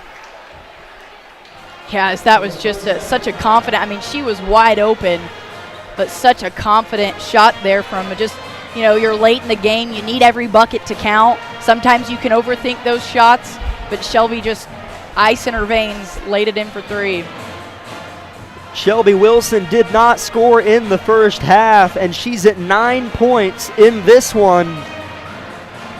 Addison Rexwinkle, though, she has been the centerpiece that has really put us in this position to have that 5-point lead, because she had 7 points in the first half that, looking back, it felt like in the third quarter Labette was going to bleed out and win by 12 or 13. But Addison's a big reason why we're clinging on for dear life, because she had 7 in the first half. She hasn't missed a free throw, and she has 7 in this half as well. Yeah, she's had those quiet scores, but it's definitely, kept them in the game and just continuing to kind of motivate that scoring by giving us those sparks when we need it. Labette breaks the press again. We'll see what Coach Vollmer told her team to do in the huddle. 50 seconds to go. Labette 41, Coffeyville 36. It was tied just a few possessions ago. Shelby Wilson has scored all 5 of Labette County's points to put them up by 5. O'Brien riding the tightrope of the baseline, has it stripped, and a jump ball is called. It'll be Coffeyville ball. That's better than a breakaway turnover. I'll give it that, and Caton did her best to save the possession there. But Labette County's just going to have to defend here. As Caton O'Brien just bleeds winning. Yes. And she wants the ball. Most players would be like, I don't want it, you handle it, I'm nervous. I'm not saying we have girls like that, but just in general I see players do that. As we have a timeout, Coach Walker, it's just 30, we'll keep chatting. Labette's up 5 with 37 seconds to go, as it'll be Coffeyville ball out of the timeout. As what have you seen from Labette County after Coffeyville came back? I've definitely seen Pittsburgh for number 1 in the SEK at 5-1.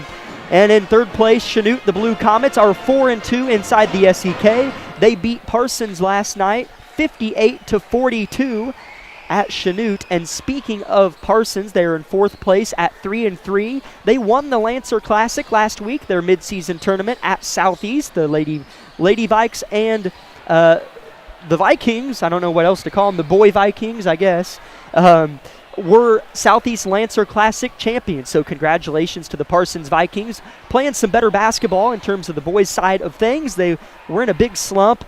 They were playing better, got their feet under them at Southeast, and then lost a big one at Chanute, 58-42, to put them a game back. A couple games back of first place, but a game back of Chanute. In fourth place at 3-3 is Parsons. In fifth place are these Coffeyville Golden Tornado just beneath us, warming up on the floor. They're at 2-3 in the conference. They have wins over Chanute on the road and Fort Scott here at home. Independence is at sixth place in the SEK at 1-4. They play at Fort Scott tonight, and their lone SEK win was right here on this floor against Coffeyville. And coming up the rear is Fort Scott in seventh place and last place at 0-5, and they are obviously at home against Independence tonight. I got to tell you, Independence is a team I expected to be up there fighting for a title, and technically they still can be, but Coach Smith has a good crew.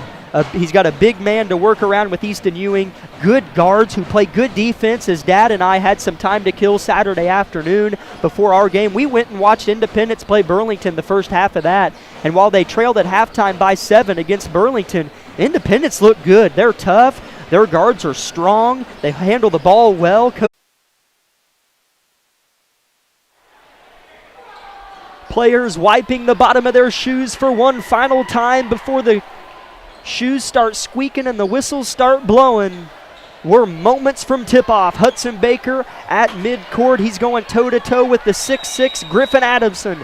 Ref gets in between them, tosses the pumpkin. We're underway. Trey Vincent wins it. Up ahead, Boyle. Layup, you bet. Labette County rolling early. Yeah, that was just you couldn't have asked for a better way to start this ball game, as that was an easy bucket there for Boyle, and Coffeyville loses it out of bounds on a missed pass there. So Labette County's going to inbound it and take it back down the floor.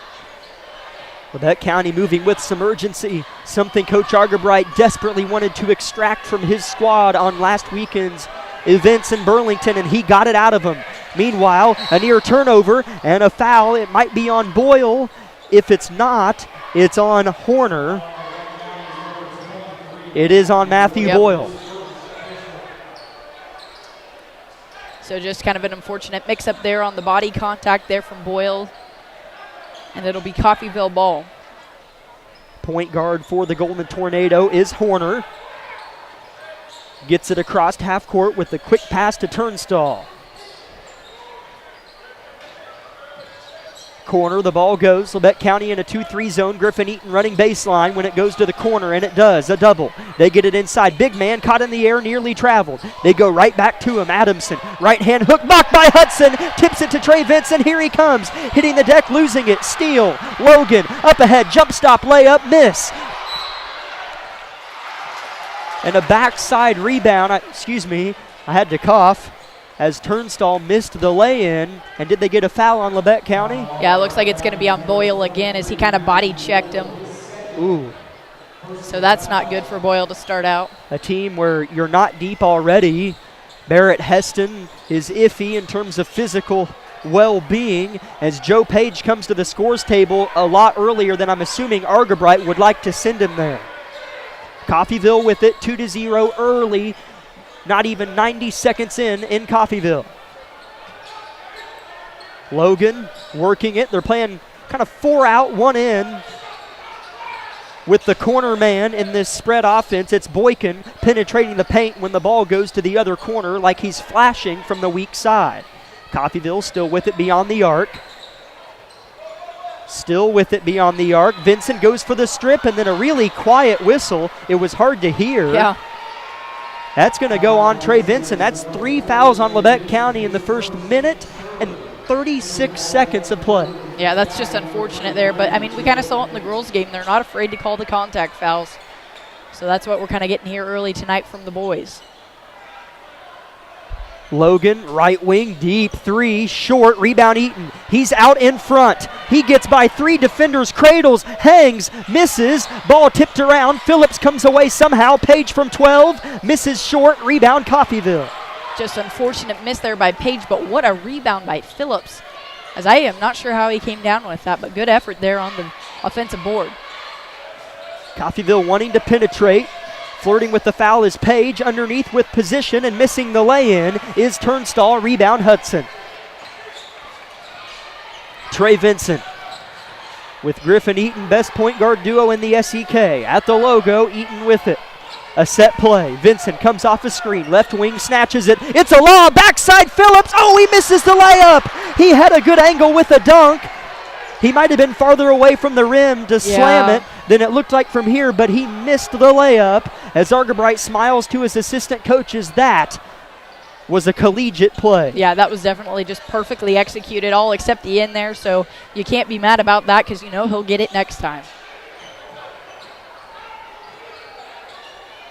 Right wing, open for three, just gives a little fake and brings it back down. Here's a dump, blocked by Page in the passing lane, picked up Vincent. Labette County's defense is swarming. Long pass, it's a dime to Phillips, gives it to Baker, and he's fouled, hits the deck hard. Oh my goodness, we were about to erupt here on KLKC. Yeah, that it was a long pass from Vincent, kind of like a quarterback to a receiver. Phillips caught it way too deep. Touch pass to Baker, who was flying in through the paint and just couldn't quite get the jam.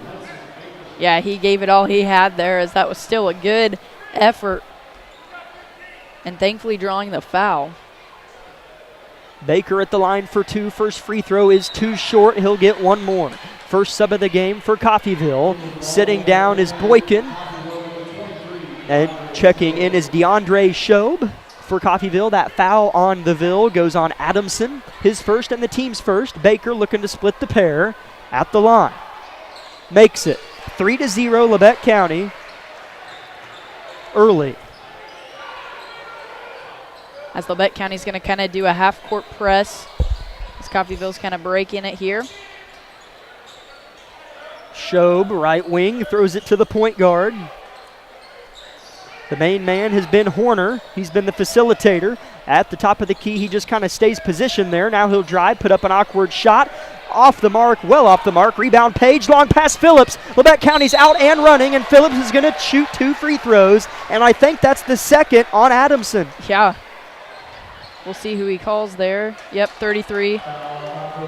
They're flying. They are just running down the court.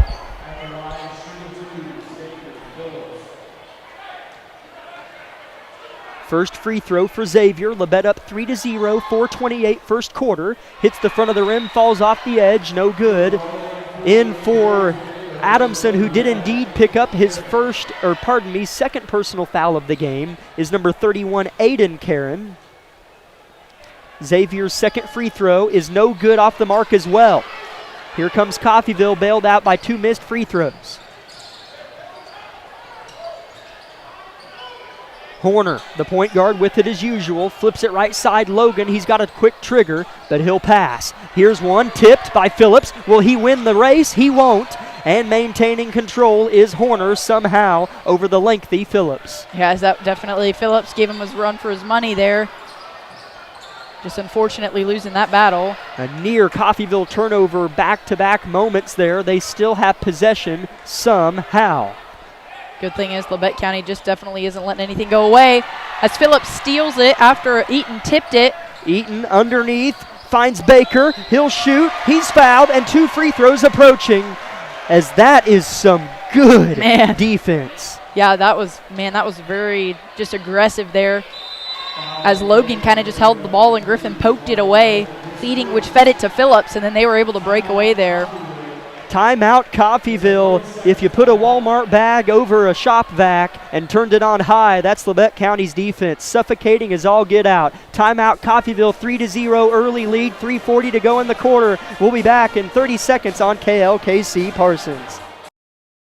With many years of combined experience, Eye Care Associates of Parsons has set the framework in providing comprehensive eye health examinations for all ages and routine vision care for families throughout the 4-state area. Our optometrists and staff provide remarkable care with state-of-the-art technology to help with diagnosis and management of eye health conditions. Give us a call or visit our website to schedule your next eye exam. Eye Care Associates of Parsons. Experience modern eye care.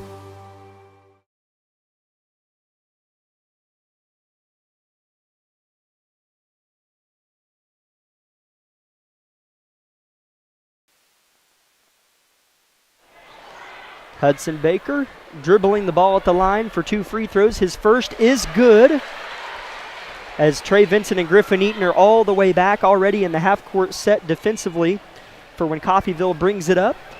as Hudson, his second, well short, rebound Coffeyville. Because that's smart, as Coach Argerbright doesn't want a cherry pick here from Coffeyville. They get it inside. Good positioning this time, but still missing the layup is Shobe. Rebound Baker. Labette County's owned the glass and made it hard for Coffeyville to get good looks off, but still only up by 4 when it feels like you could be up 8 or 9. 3:40 to go in the first quarter, just 4-0 Labette County. Baker wanted Phillips underneath, tilts his head sideways after pulling it down. Vincent, baseline drive, Eaton fader from 14. He hits it! Oh, what a tough shot from Little Griff. Wow. He gets it to go. Yeah, that was a gorgeous fader there by Griff Eaton on the left side of that floor. Page on the ball, that's Shobe. Finds the point guard Logan, downhill drive, that's a travel, no call. Backside, it's blocked by Vincent, and a foul called as Argerbright spins on one foot facing the court and spinning to face the bench as he wanted that block, as he looks at his bench pondering on who he wishes to send to the score table, as that's foul number 2 on Trey Vincent. Barrett Heston has shed the warm-up, and he'll go into the ball game. We weren't sure. Yeah, that's interesting. We Good to weren't see him. sure. As knocking down the first free throw is Aiden Karen. He was the recipient of the foul. Second free throw for Karen, good as well. It's only a 4-point Labette lead with 2:50 to go in the first quarter. But if you're just joining us, Coffeyville hasn't been able to do anything on offense thanks to Labette County's defense. But credit Coffeyville on defense as well, man. I mean, that's the reason why Labette only has 6 points, I guess. Barrett Heston in the game, coming off of an injury that certainly wasn't as bad as we were maybe initially anticipating, as he had an injury to his meniscus. He's back in here working. He's got the ball, spinning left to right. Logan on him. Eaton, top of the key, pivoting, drives left hand. Phillips, quick flick, inside Baker. Facing, short corner, and that's a foul on Coffeyville. They're going to get Shobe on the crime. That'll be the 4th as a team on Coffeyville, so each team with 4 team fouls, and that's the first on DeAndre Shobe. Phillips inbounds to Baker. He'll drive, and that's going to be a charge. Yep. As taking the charge. Is that 31? Yes. Aiden Karen. As he kind of almost read that inbounds play a little bit and got nicely situated. So good call there by the refs, as Baker didn't like it, but one of those situations where it just didn't go his way. 6-2 favor Labette County. 2:03 to go in the first quarter and counting. Coffeyville in a half-court set. Argerbright orchestrating. Right wing Logan, given room, flips it into the zone. Karen shooting with the right hand, missing with the right, gets his own miss, hits the deck. And another attempt is put up and a foul going the other way. On the second effort was Shobe. He missed off the back iron, and then a foul on the way down goes upon Shobe, and that's his second. So there's a couple players for each team with 2 fouls. Boyle has 2, Vincent has 2, and for Coffeyville, Shobe has 2, and Adamson, their big man, has 2. Labette County Coffeyville flirting with the foul, and they call it. That's going to be 3 on DeAndre Shobe, Isabel. Yeah, and he picked those all up in just, I don't know the exact time, but feels like back-to-back-to-back plays there, as Shobe just kind of playing too aggressive for the refs' liking. Number 5, Zach Becker, a 6-foot-tall junior, checks in for Coffeyville. Inbounds goes to Barrett Heston, dribbling with the right hand, harassed by Coffeyville's Horner, and a travel on Barrett, who was swarmed by Horner that time. There wasn't much he could do there, and just kind of had a little bit of disappointment, but looked over at Coach, and he just said, it's okay, just slow down, you're all right. So Heston just needed to shake it off here and just continue to play defense. 1:20 left in the first quarter. Here's a little jumper, and it's perfect from Zach Becker. Just got in the ball game, already having an impact, and it's just a 2-point Labette County lead. Coffeyville settling into Labette's tempo. Yeah, both teams are kind of looking a little bit more comfortable as they're trying to figure it out here, and Coffeyville definitely making their mark.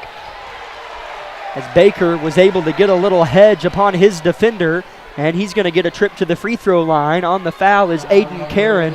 That's his first, as my goodness, there's 60 seconds to go in the first quarter. Coffeyville has 7 fouls and Labette County has 5. Here's Baker shooting 2 as it was a shooting foul. His first is good.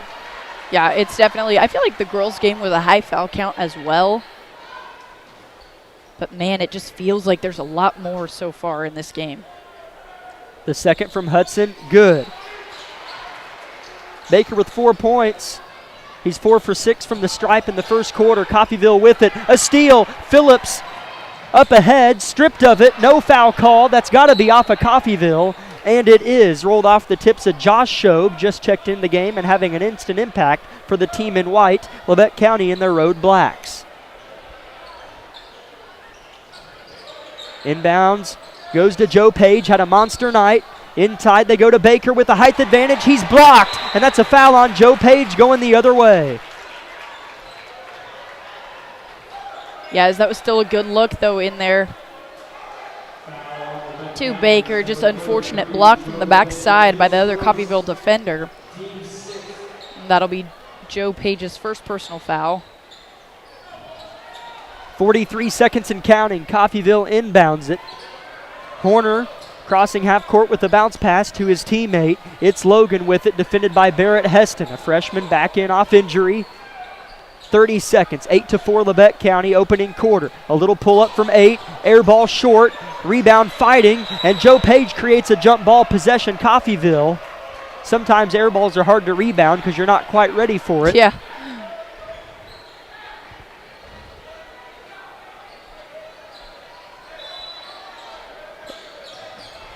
Coffeyville inbounds, 22 seconds. Clock running. In the corner with it, Shobe defended by Page. Logan for 3, he cans it.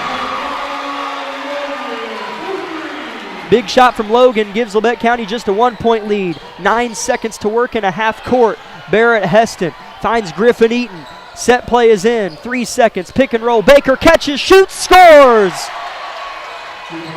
Buzzer sounds to end the first quarter. That's a good set play called in. Labette County had many a moment just like that at Burlington. Not always did they convert, but it was good practice. At the end of the first half, it's Labette County 10, Coffeyville 7, Baker with 6 of Labette County's 10 points. We'll step aside for a 30-second break and come back with second quarter action on KLKC.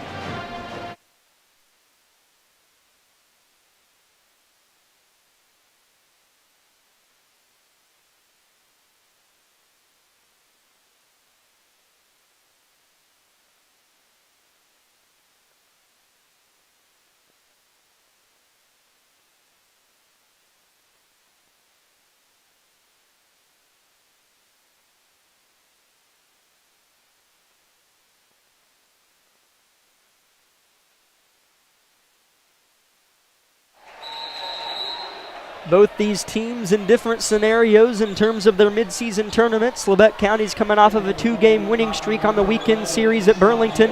And as Isabel mentioned in our opponent preview in our Tank Connection pregame show, Coffeyville really struggled. What was their tournament called? Valley Center January Jam or something like that. Wow, that is a mouthful. Wow. Yeah. But anyways, they went 0-3 in that tournament. So Coffeyville riding an 0-3 record on their last 3 games. Labette County 2-0. Here comes Phillips out of the timeout. Has to throw it to Page in an awkward fashion, leading to the ball being thrown out of bounds. Turnover Labette County. A couple subs for Coffeyville. We'll just name all 10 players that are on the floor. For Coffeyville, it's Jake Horner, Jamarion Logan, Josh Shobe, Zach Becker, and underneath here is Dontavius Boykin. For Labette County is Xavier Phillips. Here's a three-pointer, meanwhile, from Becker. Air ball on the floor for Labette is Xavier Phillips, Griffin Eaton, Kagan Bakes, the spark plug for Labette County. Joe Page and Hudson Baker, who had 6 of Labette County's 10 points in that first quarter. He's blocked from behind and bailed out by a whistle. That's a big whistle that Coffeyville fans do not like. Yeah, that definitely is going to get you a 50-50 reaction, as Labette County fans erupt with joy, and Coffeyville fans respond with a few boos.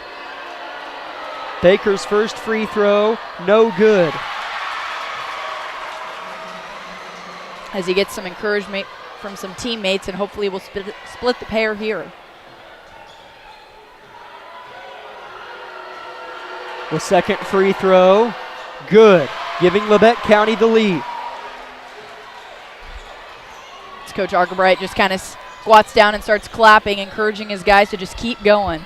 Hudson Baker has shot 17 free throws tonight. That's 4 personal fouls on DeAndre Shobe, who drives and is fouled on his subsequent drive.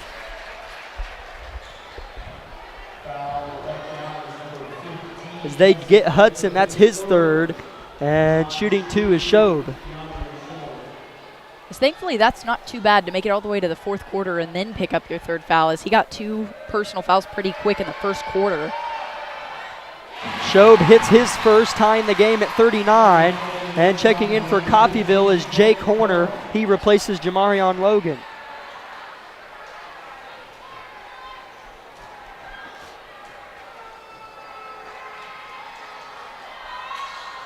He gets the second to go as well.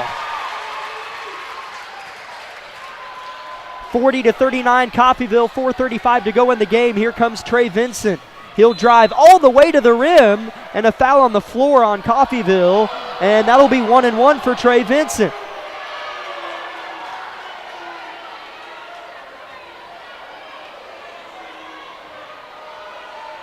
I'm glad we're in the crow's nest. Me too. I hate when games get tense. For Coffeyville, Jamarion Logan replaces Jake Horner. Second for Vincent, good. He turned around to get back on defense before it truly fell through the rim.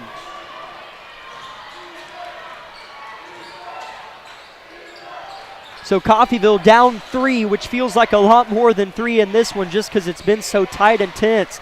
They go right into Adamson, working on Baker. Misses off the front of the rim, and Baker gets the board, and then it's tipped out by Shobe on his outlet pass, but it'll be Labette ball with 3:42 to go.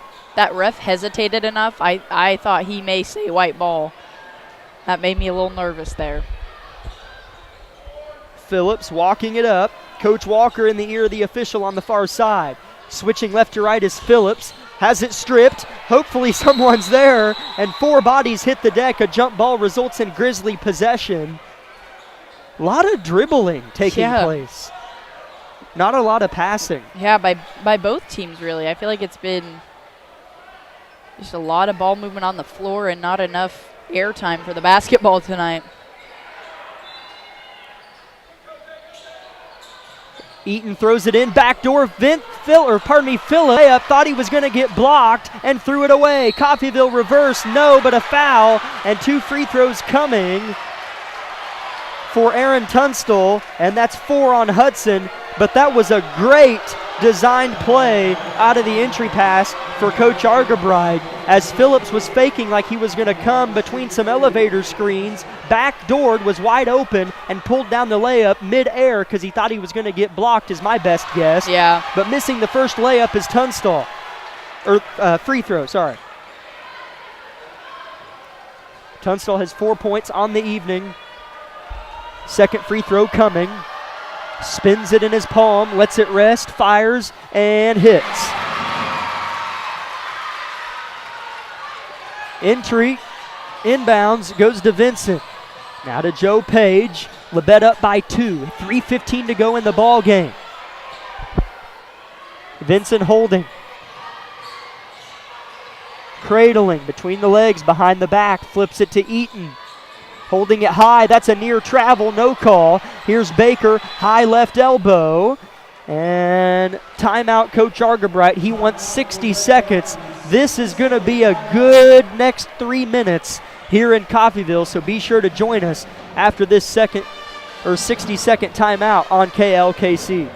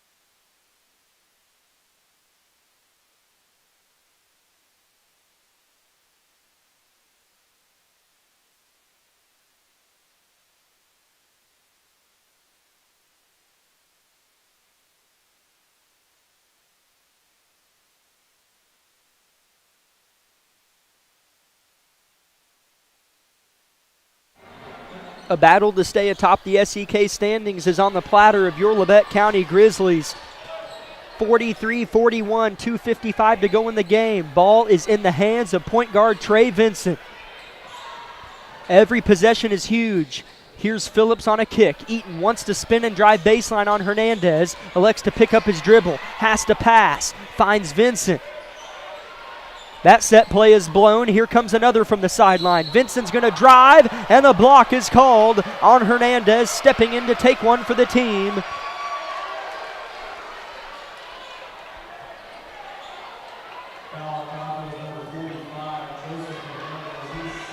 So 2 shots for Trey Vincent. That's 10 team fouls on Coffeyville. Labette still at just 5. I said that'd be big in the third quarter, and it is. Vincent misses his first free throw of the night. As Matthew Boyle's going to check in for Hudson Baker, as we'll see if Argerbright elects to kind of sit him till this quarter gets late.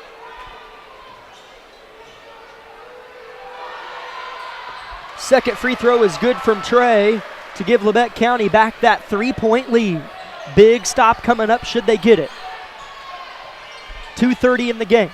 Hernandez flips it in. Here's a drive, a blocked shot. I think Page got a finger on it, and it's on the deck. Boyle somehow got it. Timeout Argerbright. Matthew Brilliant. Boyle, what a play, young man. What a play. That is a big-time play, sacrificing your body, hitting the hardwood, and Coach Argerbright, I commend you. That's a well-read timeout, as he still has 2 to burn. That was a well-spent timeout. 44-41, Labette will have the ball after this 60-second timeout. 2 minutes, 19 seconds on the clock. Isabel, tell me what you're thinking. Well, it's going to be a pretty exciting 2 minutes, as this is, it's been close the whole night. Neither team, I think, has stretched. Well, the biggest lead was at halftime with Coffeyville up 21-15, I believe, and then the Grizzlies came out of that halftime locker room and cut it almost instantaneously. But since then, neither team's been up by more than 2 or 3 points, and so it'll definitely be interesting to see for sure. But Labette County just needs to take advantage of every possession and just continue to grind on defense, because they cannot let Coffeyville back in this. All 10 players make their way onto the floor. Labette County working it left to right. Coffeyville playing antagonist. Entry pass goes to Vincent. Here we go. He'll pick up his dribble. He'll hurl it, and it's a bad pass. It's going to go out of bounds. Coffeyville ball. Hudson Baker checks in. That is a poor press break.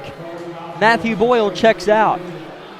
Yeah, that you cannot blow that kind of an opportunity, because now, you only took 5 seconds off the clock there, as Coffeyville's going to have a lot of time to work here.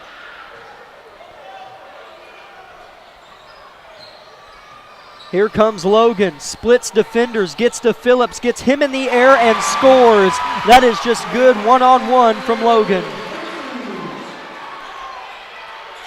Labette County breaks the press this time. Here's Eaton with it. Open but rotates. Phillips to Page, open for 3. Yes! Yes! Joe Page puts 3 fingers upon the air inside Coffeyville Gymnasium to give Labette County a 47-43 lead, followed by an instantaneous Coach Argerbright timeout. That is Joe Page's favorite place to shoot it, and that is a big-time ticker from Joe Page. 4-point Grizzly advantage, minute 48 remaining, 60-second break. Or, well, no, let's go 30 seconds so we don't miss any action on KLKC. Everybody is different.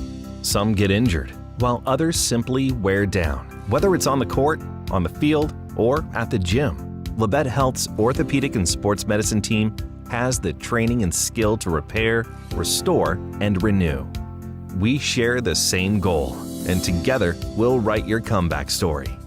For more information about Southeast Kansas' leading orthopedic and sports medicine team, go to labettehealth.com.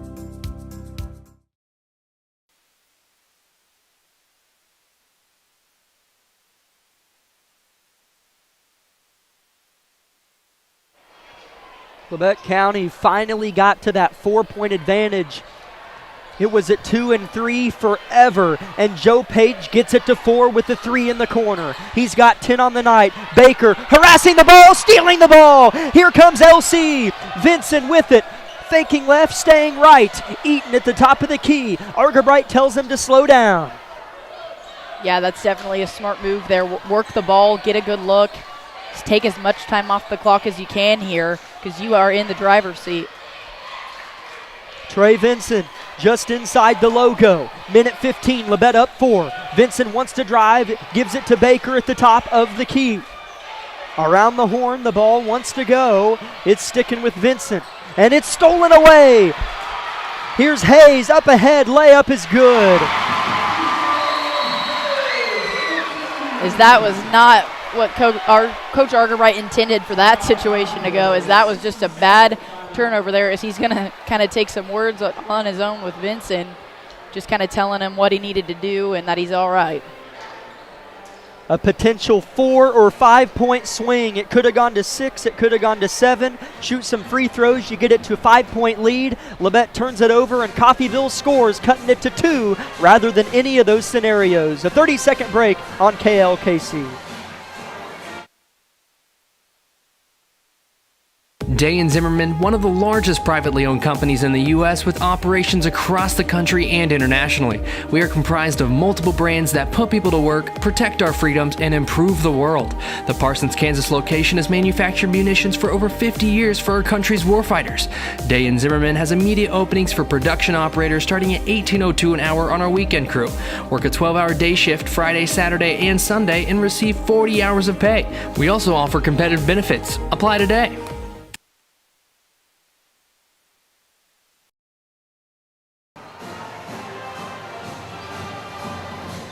47-45 is the score with 58.6 seconds remaining.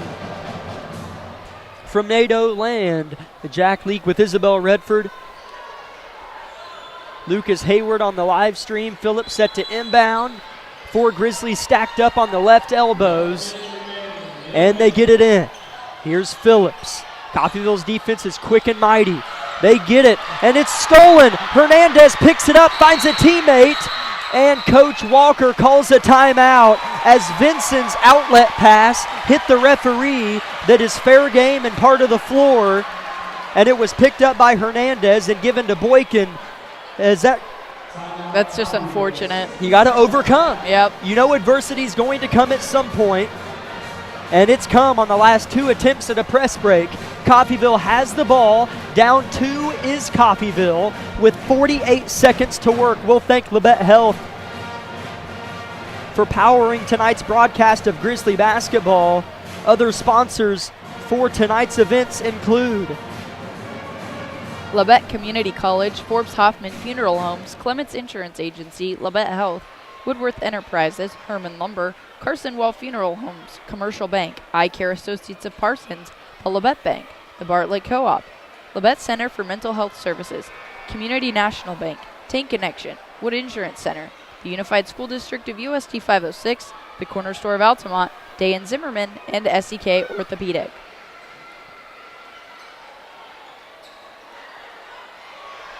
Labette County likes to win it with their defense. And I say that kind of jokingly tonight because they're putting a lot of pressure upon that defense. Yeah. They're going to have to get a stop with 48.6 ticks left. The ball is in. Here we go. Keyshawn Hayes, the handler. Left side Hernandez. He has 3 threes this half alone. Movement away from the ball. They go inside. Their big fella misses a turnaround. Follow up, no. And Eaton's going to throw it. No! They're going to say it's off of Griffin. As Griffin in midair threw it off of Boykin's shin. As Grizzly Nation was ready to go crazy, but the ref was confident in his call that it was off of Griffin, potentially his toe, came back down to earth before he threw it. Hernandez to inbound. 30 seconds, awkward floater, miss, rebound Vincent, he's harassed and fouled. That's a big stop that earns a fist pump from their head coach. Yeah, that is just, as much as that just could not have gone your way, Coach Arkwright is really happy with the fact that they're walking down to the free throw line to shoot two now. They're in the double bonus, so Trey will get 2 shots here. This will be Trey's 9th and 10th free throws of the night. He's hit 7 of his 8 so far. Hudson Baker and Griffin Eaton are way back here. On the left side, ready for defense. Phillips and Page are lined up across from elbows. Vincent knocks down the first. One more for Trey. It would make it a 2-possession game. That would be huge. Yeah. Should there not be a miracle 3-pointer plus a foul. 25.5 on the clock. Vincent's second. Good. Grizzly Nation on their feet. 20 seconds up 4. Another throwaway. A steal. Grizzlies have it. Nadeau collapsing on Vincent and fouling him. He's going to get 2 more shots with 14.6 on the clock. As that gets a standing ovation from the crowd across the way as Trey's going to go to the line again. What a finish here. An ugly one from Labette County in their press breaks, giving Coffeyville every heartbeat they could have asked for. Trey knocks down the first. I love that Trey's the one to get to shoot these free throws because he had 2 uncharacteristic turnovers. He makes the second. He has 11 points, all of them from the free throw line. Up 6 with 10 seconds and a foul on Joe Page, who was just trying to slow down Coffeyville. Not a bad foul, as it's just the 6th team foul, so Coffeyville's still yet to shoot free throws. They get it in. Hayes taking too much time. Boykin, deep 3 is air ball.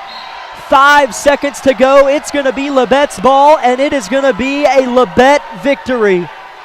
They get it in, and Vincent is going to run out the clock, and the buzzer sounds here in Coffeyville. And no, it is not the tornado sirens. It is the buzzer of the game being over, representing a Grizzly victory. 51-45. Labette County moves to 8-5 on the season. And they get back to 5-1 atop the SEK with those Purple Dragons of Pittsburgh. Man, what a finish from these guys tonight. You could see it, just how much this meant to them. What an effort and what a finish tonight here from Field Kinley. They had to overcome some big adversity and 2 big turnovers there at the end of the game. We'll talk more about that in our Bowen Pharmacy post-game show. We'll start with a 3-minute timeout, gather our thoughts and numbers, give Argabright a chance to come join us, and we will begin our Bowen Pharmacy post-game show in 3 minutes on KLKC.